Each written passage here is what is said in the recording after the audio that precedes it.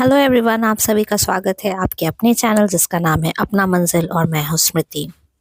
तो मैं आज का व्लॉग एक कोट से शुरू करना चाहूँगी। Success is peace of mind which is a direct result of self satisfaction in knowing you made the effort to becoming the best of which you are capable। ये जॉन वुडन ने ये coat दिया था, मुझे बहुत अच्छा लगा तो मैंने सोचा आज आप लोगों के साथ भी शेयर करूं। होप आप सब बहुत अच्छे होंगे, मैं भी बहुत अच्छी हूं। और अगर आज आप मेरा व्लॉग पहली बार देख रहे हो तो प्लीज़ प्लीज़ प्लीज़ सब्सक्राइब कर दीजिए। और अगर आप हमेशा देखते हो तो अगर आपने सब्सक्राइब अभी तक नहीं किया है तो प्लीज़ सब्सक्राइब कर दीजिए। मैं आपको यकीन दिलाती हूँ कि ये व्लॉग्स आपको बहुत ज़्यादा मोटिवेट करेंगे, इंस्पायर करेंगे और आपको अपने जीवन में आपके लक्ष्य तक पहुँचाने का काम भी करेंगे। तो चलिए स्टार्ट करते हैं आज का व्लॉग।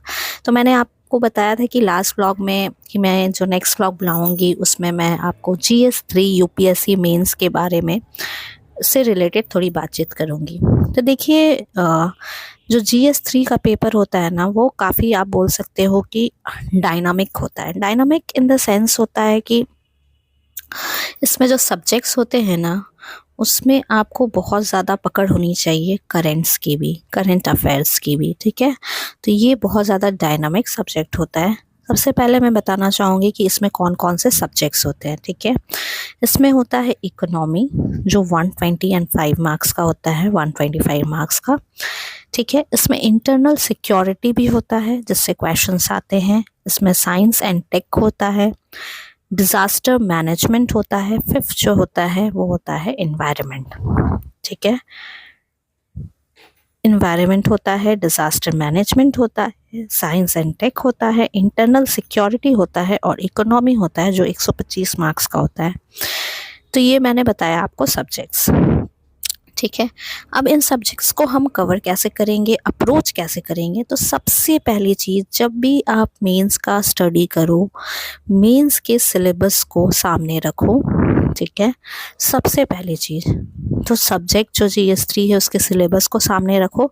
तो ब्रॉडली आपको ये 5 सब्जेक्ट्स मिलेंगे, ठीक है। Economy, internal security, science and tech, disaster management and environment. तो इसमें डायनामिक क्या होता है, इकोनॉमी काफ़ी डायनामिक सब्जेक्ट है। तो इसको आपको करंट अफेयर से बहुत ज़्यादा रिलेट करके पढ़ना होगा। बेसिक्स सब अपना क्लियर कीजिए, बेसिक्स तो प्रीलिम्स में ही क्लियर हो जाता है, उसके बेस पे करंट अफेयर से लिंक करके आपको पढ़ना है। नेक्स्ट जो हम लोग आते हैं वो है इंटरनल सिक्योरिटी। तो इंटरनल सिक्योरिटी के लिए आप कोई भी बुकलेट ले सकते हो, उसे डाउनलोड कर लो, ठीक है। विजन IAS, बहुत सारे कोचिंग सेंटर्स के बुकलेट्स होते हैं, तो वो आप कर सकते हो, ले सकते हो, ख़रीद भी सकते हो या PDF भी डाउनलोड कर सकते हो। तो उसमें आप प्रीवियस क्वेश्चंस को देख सकते हो। साइंस एंड टेक भी एक बहुत डायनामिक है, तो ये भी आपको करंट अफेयर से लिंक करके करना पड़ेगा। जो डिज़ास्टर मैनेजमेंट होता है, डिज़ास्टर मैनेजमेंट में आप सिलेबस के जो कीवर्ड्स है उसको काफ़ी अच्छे से देखो, ठीक है। और उससे रिलेटेड अपने नोट्स बना सकते हो, जो मैंने किया था मैं आपको बता रही हूँ। 1 पेजर नोट्स बना सकते हो, ठीक है, जो आपको रिविज़न करने में भी इजी हो, ठीक है। तो ये NDMA का साइट होता है, वेबसाइट होता है, ठीक है, नेशनल डिज़ास्टर मैनेजमेंट। वो साइट पे आप जाओ, उस साइट पे आप जाके जो भी इंफॉर्मेशन होगी डिज़ास्टर्स से रिलेटेड वो आप 1 पेजर नोट्स बना लो, ठीक है। इन्वायरमेंट से रिलेटेड मैं आपको बोलना चाहूँगी कि इन्वायरमेंट में भी बहुत ज़्यादा डायनामिक होता है। तो अपना बेसिक्स तो प्रीलिम्स में क्लियर करते हो, उसमें आपको करंट अफेयर्स को ऐड करना पड़ता है। एक बहुत इंपॉर्टेंट टॉपिक जो होता है इसमें एग्रीकल्चर होता है। सो एग्रीकल्चर के लिए आप क्या कर सकते हो ना, प्रीवियस क्वेश्चंस को बहुत अच्छे से देखो, क्योंकि जो एग्रीकल्चर का पोर्शन होता है ना, इसमें प्रीवियस क्वेश्चंस मतलब पहले जो भी क्वेश्चंस आए हुए हैं PYQ वो काफ़ी रेपिटेटिव होते हैं, थीम्स रेपिटेटिव होते हैं, ठीक है। तो ये जो एग्रीकल्चर का पोर्शन हुआ आपका, इंटरनल सिक्योरिटी और डिज़ास्टर मैनेजमेंट, ये सब में थीम्स रेपिटेटिव होते हैं। तो इसके आप जितने PYQ प्रैक्टिस कर सकते हो ना, PYQ के क्वेश्चंस, उतने ज़्यादा आप प्रैक्टिस करो। ट्रस्ट मी, आपको बहुत ज़्यादा हेल्प होगा, ठीक है, बहुत ज़्यादा हेल्प होगा। तो ये मैंने आपको सोर्सेज बता दिए, आप कहाँ से कवर कर सकते हो, ठीक है। और इससे ज़्यादा आपको करना है तो पहली तो चीज़ है, सिलेबस आपको ध्यान में रखनी है। जो मैंने इंपॉर्टेंट चीज़ बोला है, सिलेबस के कीवर्ड्स को आप देखो, ठीक है।